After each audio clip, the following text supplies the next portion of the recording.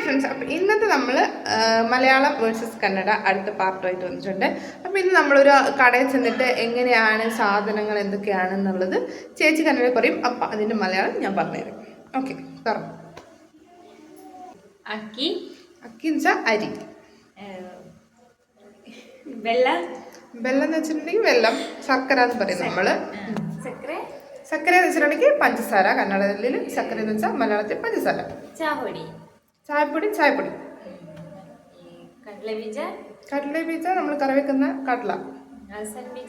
മമ്പയർ, നമ്മൾ മമ്പയറില്ലേ, അതാണ് അൽസൻ ബീജ. മുളക് പൊടി, കൊത്തമ്പരി പൊടി, മല്ലിപ്പൊടി, പുളി, ഇഞ്ചി,